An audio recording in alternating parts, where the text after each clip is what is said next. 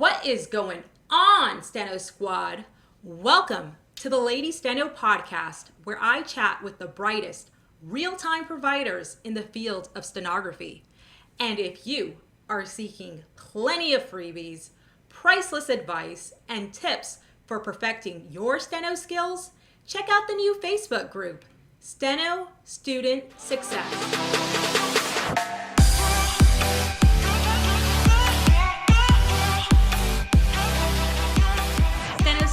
You are in for a treat with this episode. Our very special guest is Jennifer Billstein-Miller. You have seen her at conventions, you've read her posts on social media, and now she's going to share her story with all of you. And what makes this episode even more spectacular is that just 2 months after this interview, she passed her RMR exam. Her RMR, Steno Squad, that is like the master's level of court reporting. Those are lightning fast speeds of 200 lit, 240 jury charge, and 260 Q&A. And when you hear Jennifer's history, it's going to be even more incredible. Jennifer, are you ready to go on the record? Yes, let's do this. So tell us a little bit more about yourself. I'm a single parent to a 16-year-old daughter who is actually autistic. She's special needs. So I'm very active in this autistic special needs community. She's involved in Special Olympics. So she's involved in special needs cheerleading. And for myself, I'm very active in working out. I love to do kickboxing. I also do a class called Chaos Class, which is almost like CrossFit. So I'm a big kickboxer and I love to work out. And I am very active in the special needs community with my 16-year-old daughter. So let's talk about your steno life. How did it start? Where did you go to school? How did you hear about it? Tell us a little bit about that. I went to the Steno Institute, which is located in Mount Laurel, New Jersey. They came to my high school. We had career day one day. My typing teacher knew how much I enjoyed typing. And she told me, hey, the Steno Institute is coming to the high school for career day, and they're going to talk about court reporting. And I feel like it's something that you would really be interested in doing. And I think that you should go to their seminar at career day. So I did that, and I loved it. And I thought, hey, I'm doing this right out of high school. And that's what I did. What theory were they teaching at the Steno Institute?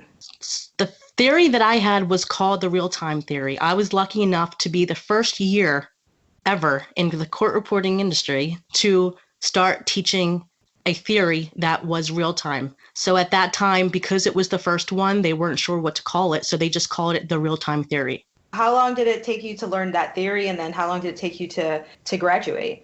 I don't remember how long it took to learn the theory because it was so long ago, but it took me 22 months to graduate.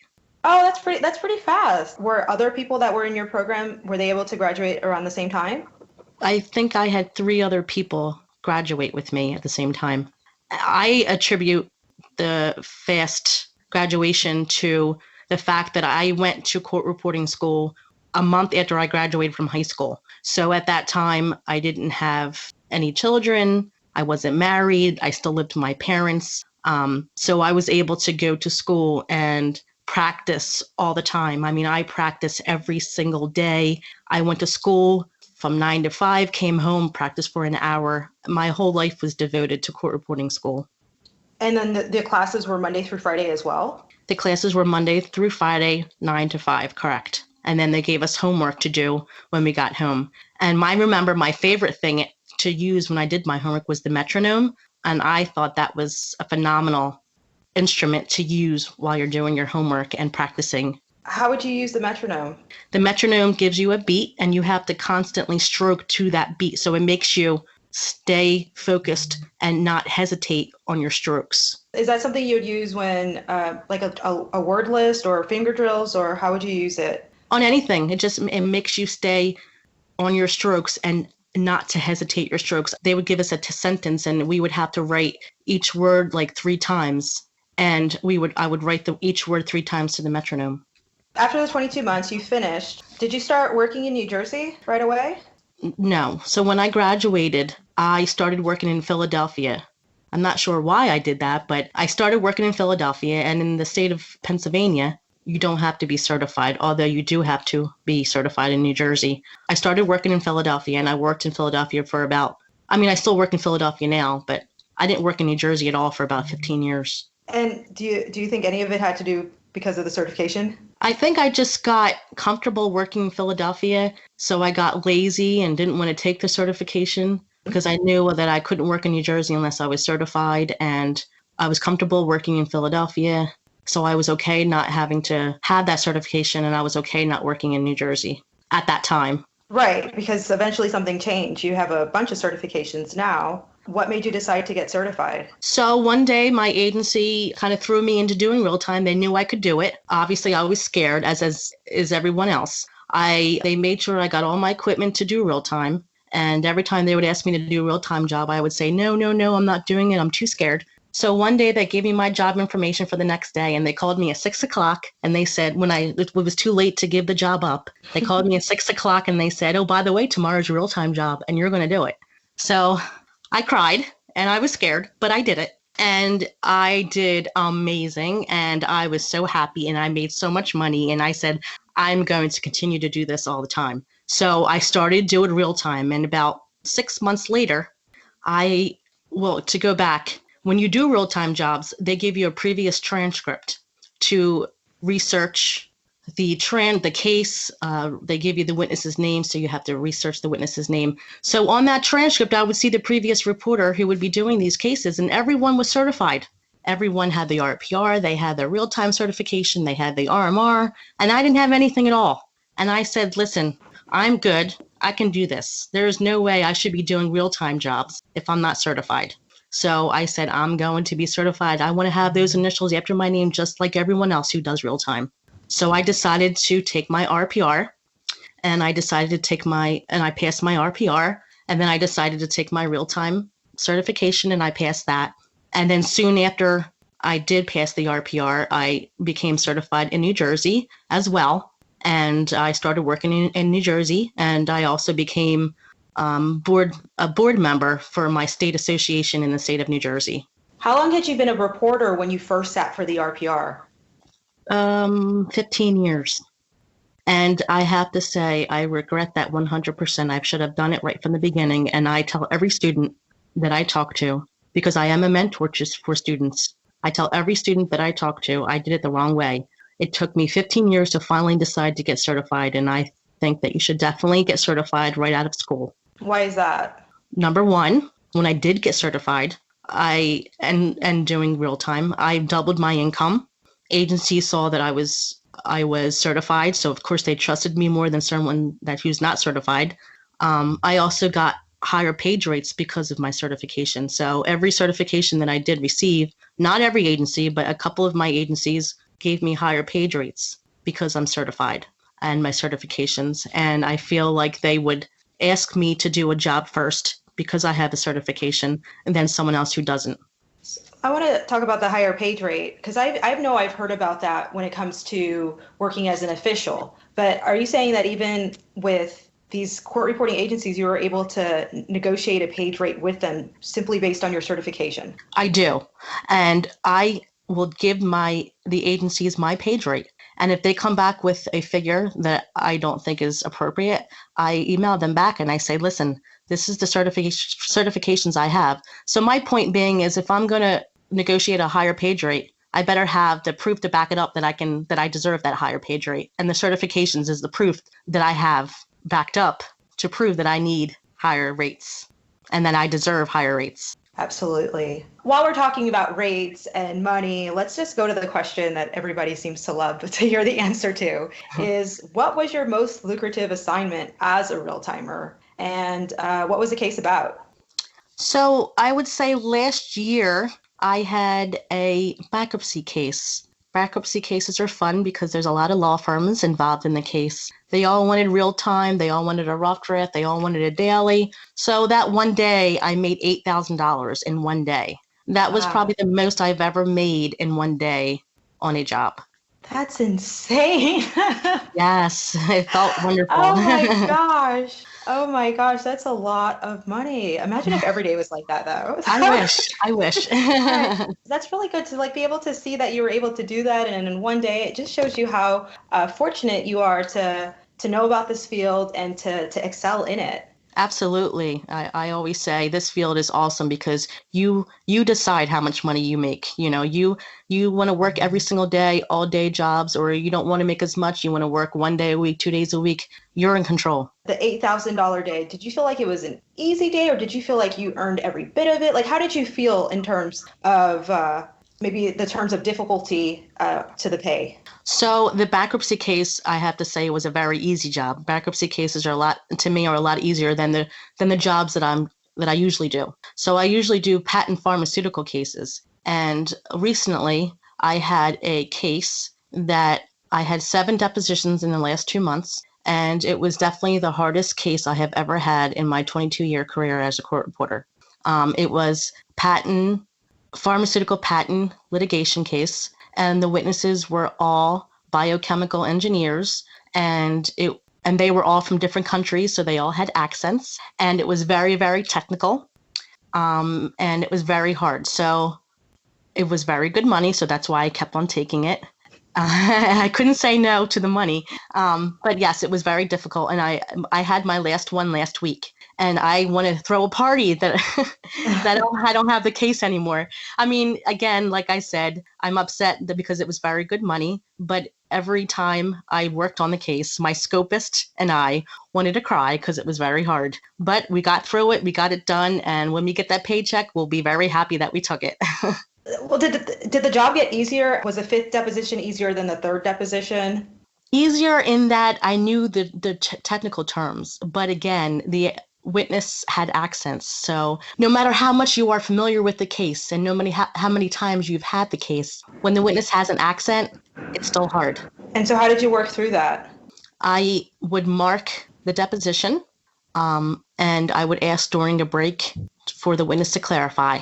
And also, before the job started, I would research the witness and get as much information as possible. And I would make a database. I call it a database and not a job dictionary. When I took Anita Paul's real-time seminar back in the day, she always would tell us to call it a database and not a job dictionary, because no one would know, besides if you're a court reporter, what a job dictionary means. Every time before I go to a job that is real time, I ask the attorneys, I need to do a database for this job today. Can you give me a word index, or can you briefly go over words with me that are going to be said a lot that I need to know how to spell? And that has helped me tremendously. Most important thing to do for a real-time job is to research the case and the witness the night before and build a database for your job, and to ask the attorney the next day when you get there for any words that are going to be said a lot so you can put it in your database. And do these attorneys or their assistants, do they always provide you with a database? No, they don't. But when I ask, 99% of the time, they'll give me at least maybe 3 words. Or if it's a patent pharmaceutical case, I'll say, well, what is the drug in question? What's going to be the drug that's going to be said a lot? I mean, usually I know that before I go there because I've researched the case, but I still want to ask just in case. But most of the time they'll give me a handful of words. Not all the time, but most of the time they do. That morning, not the day before, but unless I have a court reporter that will send me the transcript and I can get it from that word index of the transcript. But most of the time I'll go to the job, and that morning before we start, I'll ask the attorneys. So how early will you get to a job? I always get to a real-time job at least an hour, if not an hour and a half early, because I like to set up, and then I actually like to practice before a job too, because I feel like it warms me up. It warms me up before the job starts. So I like to do about 10 minutes of a practice of high-speed dictation before the job starts, because it warms me up. And I also have to troubleshoot. I like to get there early because I like to troubleshoot to make sure all my iPads are working, to make sure Connection Magic and Eclipse is working, and that my scopist is able to get on and she's not getting kicked off. Because if it's a daily, I need to have my scopist in the file with me, working with me. So I like to get there to make sure the internet's working properly, all my iPads are set up properly, that my database/job dictionary is finished, and make sure I globalized all the entries that I need, make sure I research the witness, make sure I know what college he went to, make sure I know how to spell his name correctly. I like to get there a lot earlier just so I can go over all that. And God forbid there's iPads aren't working or I have trouble getting on the internet, and I have plenty of time to troubleshoot. How many iPads or tablets do you have now for real-time purposes? I have 9 iPads now, and the reason why I have 9 is because I only had about 6, and then I got emailed to take a job that had 8 hookups. So I hurried up and ordered 2 refurbished iPads online, got them delivered to me in 2 days, thank God for Amazon Prime. So I had 8 iPads that I was able to use for my job that I was supposed to have the following week, and I used them. And then recently I ordered another one just because I saw one on sale for like $60. So I'm like, oh, I might as well hurry up and order that. It's cheap. That's a deal. Yeah. Yeah, definitely. So I have 9 now. You seem like you're always really prepared and ready for work, but has there ever been a time where you can call it your worst moment while real timing? And if so, what happened? Absolutely. So as I said, I've been doing real time for a while, and I got comfortable with doing real time, and I started to slack off on doing the research the night before, the transcript that you get, researching the witness, making a job dictionary / database. I started slacking off not doing that before my jobs. And then I didn't practice as much, and that was the wrong thing to do because I went to a job a couple times and I got slammed. I didn't have a job dictionary. I didn't know what the case was about. They were talking really fast. And I said, ever since then, it was a nightmare. The job was super technical. And had I just done my research the night before, had I just been practicing on my speed, I would have been able to stay up with the attorneys talking, the witness talking fast. I would have been able to know what the technical terms were because they would have been in my database. So I've learned my lesson. So every time I do take a real-time job, I will definitely research the transcript, the case, and the witness. And every day I practice my speed. So that's something that I do before every job now. And now you're also practiced because you're going to start doing these speed competitions. So in order to do the speed competitions, you have to have the RMR. I already compete in the real-time competitions at the NCRA convention, but I also want to compete as in the speed contest. It has always been my dream since I became a court reporter. Since when I was 19 years old is when I became a court reporter, and ever since I was 19 years old and first started in the field, I have wanted to do the real time and the speed contest. So I did compete in the real time contest, and I do every year because I am real time certified. However, I don't have my RMR. I have the Q&A and I have the literary. I just need to pass my Q&A. And once I do that, then I can compete in the speed contest. I do practice 30 minutes a day to be able to pass my Q&A RMR. However, before I've decided to pass my RMR, I practice every day. I think it's very important for a student, for a seasonal reporter. It's very important to practice every day. Like I said, I stopped practicing and I couldn't stay up with the attorneys talking fast or the witness talking fast. When they read from documents, they go 800 words a minute. I couldn't keep up with that. So when I practiced, I can. So whether you're a student, whether you've been a reporter for a million years, it's very important to practice every single day. Why did you stop practicing? I got lazy. I said, I can do this. I've been doing this for a long time. I feel like I don't need to do all that to do a good job. And I was wrong. I mean, I think for a couple months I stopped practicing. A couple months I stopped researching my jobs before a real-time job. And I realized that was the wrong thing to do. And I was, instead of getting better every single day, I was getting worse. So would you say that was overconfident? You were overconfident? I just became complacent. Okay. In that I could do real-time jobs without having to research, without practicing. I became complacent, just like I became complacent working in Philadelphia for 15 years and not having to have my certification. I became complacent. And it's not until later on that I realized that I cannot become complacent. I have to keep going. And I strive every day to be a better court reporter. And by me not researching, by me not practicing my speed, it wasn't making me a better reporter. And I strive every day in every job I go to be the best reporter I can be. Do you see your future in court reporting, or do you see that maybe one day you'll transition into captioning, CART? What does the future hold for you? I love being a freelance court reporter. I have been asked to possibly be an official in federal court. There may be positions that are available. However, because I've been a reporter for so long and I like the independence of only working when I want to work, only working 3 to 4 days a week, and still making really good money. With an official, yes, you have full benefits, but you have to work 9 to 5, Monday through Friday. And being that I am a single parent, I really enjoy the flexibility of getting home, taking my daughter to cheer practice, or, being able to take off when I need it for her or when I need it for myself. So I absolutely love being a court reporter. I love being an independent contractor, a freelancer. I love my job, and I don't see myself changing into any other field or any other way of being a court reporter until the day I die.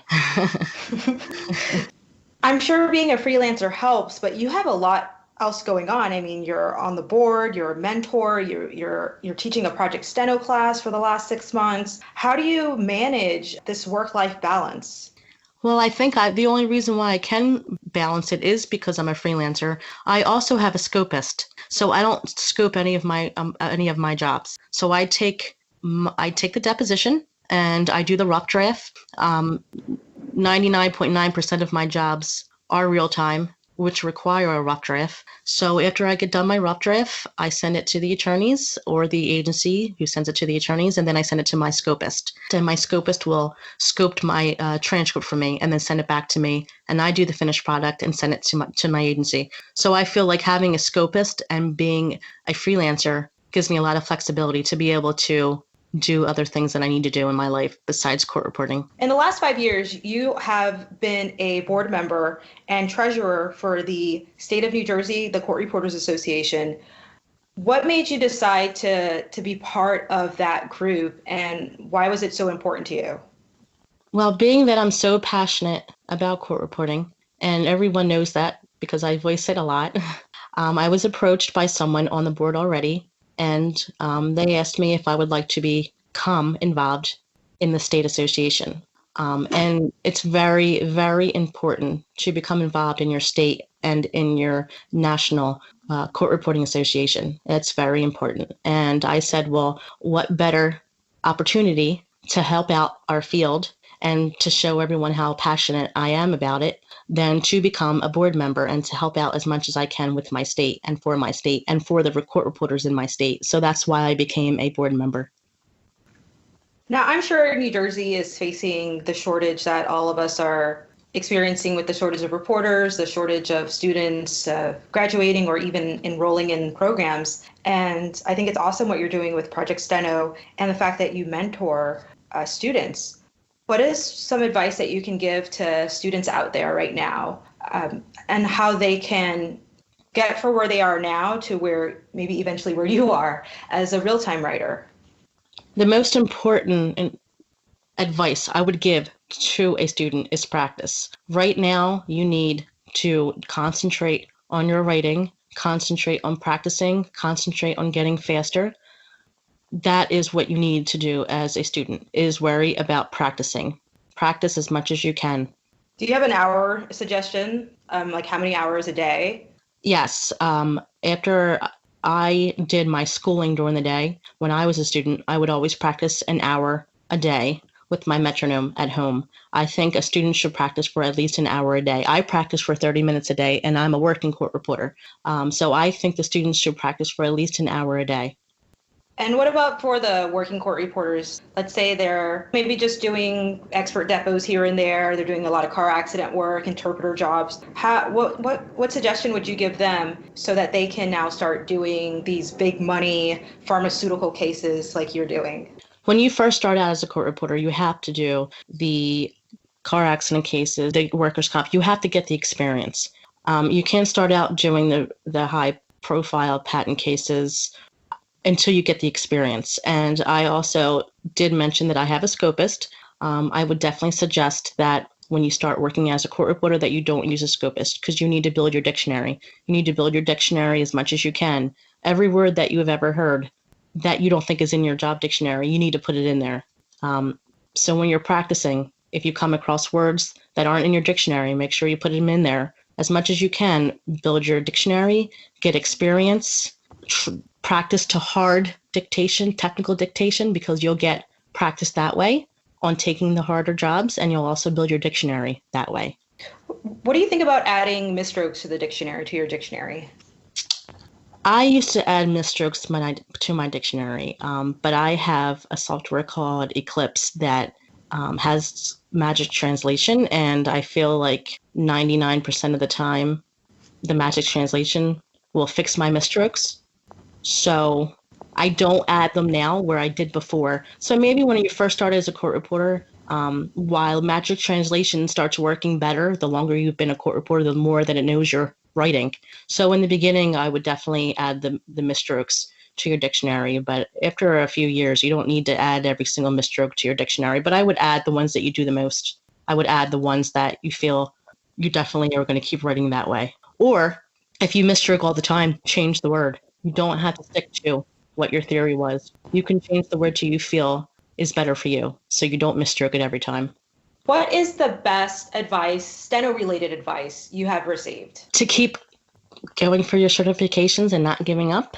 You're getting your certifications and practicing gives you confidence. And the most important thing to being a good court reporter is having confidence. Because if you're confident, you're going to go into that job and you're going to feel good and you're going to kick butt. And the way to get confident is to practice. Thank you so much, Jen, for all of the advice, all of the stories, all of the tips. I really appreciate it. And I'm honored to have you as a guest on the Lady Steno podcast. Thank you so much for asking me. I love talking about court reporting. It's my passion.